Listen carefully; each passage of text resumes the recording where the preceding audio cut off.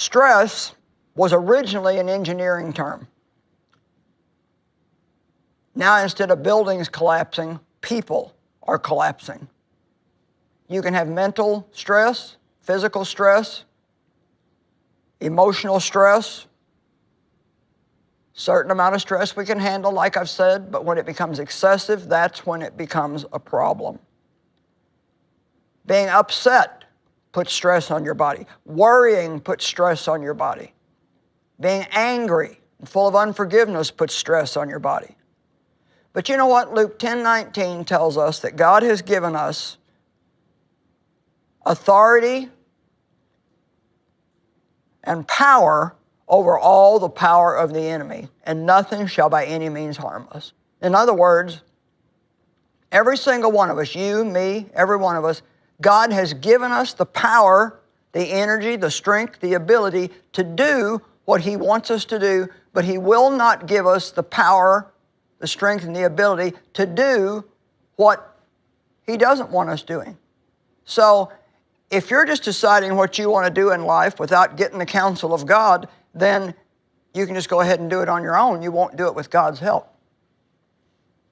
But I've learned the hard way, and that's how most of us learn things. I've learned the hard way to always go to God and ask Him to help me in every single thing that I do. We're built for a normal amount of stress, but none of us are built for excessive stress. See, there was a time in my life when I didn't understand what stress was. My mother had a nervous breakdown when I was in my 20s. And for 2 years, she took shock treatments and just had all kinds of problems. She never really was the same after that. She was a sweet woman, but she just, all the extra stress in her life from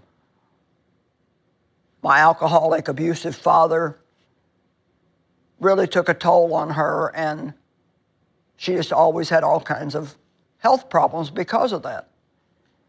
But because she had had a nervous breakdown, anytime anybody mentioned the word stress to me, I would go to the doctor not feeling good, and they would say, well, it's just stress. And that would make me so mad because I felt like they were telling me that I couldn't handle life, and I was strong. I was a strong woman of God, and I could handle whatever I needed to handle. Well, you know what? That's really not true for any of us. You can handle what God gives you to handle. But when you start trying to go beyond that and do things just because you feel like doing it or you want to do it, or you're a people pleaser and you don't know how to say no to anybody, those are the things that wear us out. Do you complain about your schedule? Well, I've just got too much to do. Well, did you ever think of saying no to some things? I was crabbing about my schedule one time with the Lord. No sane person could be expected to do all that I do. The Lord whispered in my heart and said, you make your schedule. If you don't like it, change it. And see, that's true. If you don't like all the things that you've taken on in life, then start asking yourself if you really need to do all of them. In all probability, you're doing a lot of things because other people want you to, or just because it's what you've always done, and maybe God got finished with it a long time ago and you're still doing it. Ask yourself not just what you're doing, but why you're doing what you're doing. And anything that's not being done with the right motive, cut it out of your life. We always feel like we have to do all these things, but there's a lot of things we don't have to do if we really don't want to. My question today is not, do you have stress? Everybody has stress. My question is are you managing the stress in your life? When it becomes excessive, are you cutting some things out of your life? Are you taking measures to avoid having too much stress? I said, are you taking measures? I don't know why we always think that other people shouldn't pressure us. No, they shouldn't pressure us, but even more than that, we shouldn't allow them to pressure us. We're going to talk, I think, tomorrow about learning how to say no, and that's something we all need to do. You know, every time you get stressed out, your body goes through this cycle. There's a stressor, Your brain recognizes it's under stress. It says something to your pituitary gland. That affects your blood pressure. It affects your adrenal glands.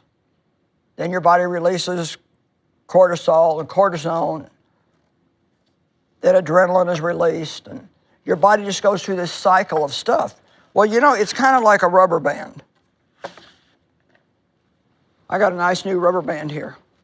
If I just, I can stretch it and it goes back, stretch it and it goes back, stretch it and it goes back. Well, that's what happens to our body. We can stress it, get a good night's rest, and it goes back.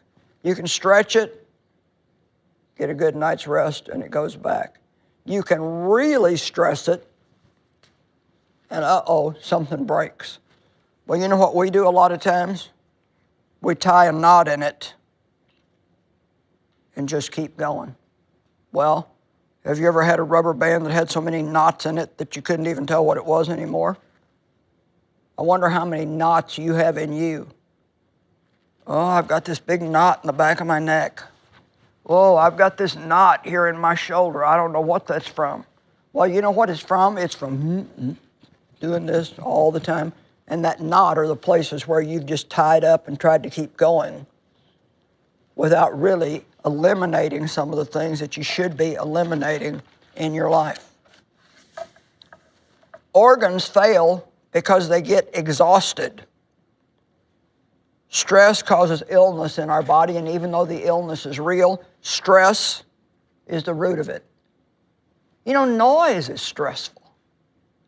And I tell you, I don't know. I like music, but when it is loud and wild, it just wears me out. Now, if you're 20, you may like that. But I'll tell you, by the time you're 75, it's going to get on your nerves.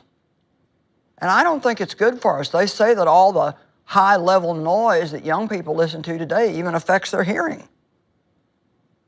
We live in a very noisy world. We live in a very stressful world. You make one little tiny mistake in traffic and people are ranting and raving at you. There's so much negative talk in the world, so much complaining, and I believe all of that causes stress. And so I want to invite you today to calm down and cheer up. I think that I can prove biblically that that's the answer to most of our problems. John 14:27, Jesus said, "Peace I leave with you. My peace I give to you. Not as the world gives do I give to you. Let not your hearts be troubled, neither let them be afraid." One translation says, "Stop allowing yourselves to be upset and disturbed." And I really love that one. That's the Amplified Classic. Stop allowing yourselves to be upset and disturbed. You can feel when you initially start to get upset. Let's just say that you're in a conversation with somebody and it starts to get heated. And you feel those emotions rising, rising, rising. And now the voice levels are rising. Well, why not back out of it before it turns into an extremely stressful situation that's going to just absolutely wear you out? Everybody today just says, well, I've got so much stress, I've got so much stress. But my question is, what are you doing about it? Are you doing anything about it other than complaining about it? Any one of us can look at our life, and you could write down everything you do for a week and go back and look at the things that you did that you really didn't need to do, and I can tell you, it would relieve a lot of stress out of your life.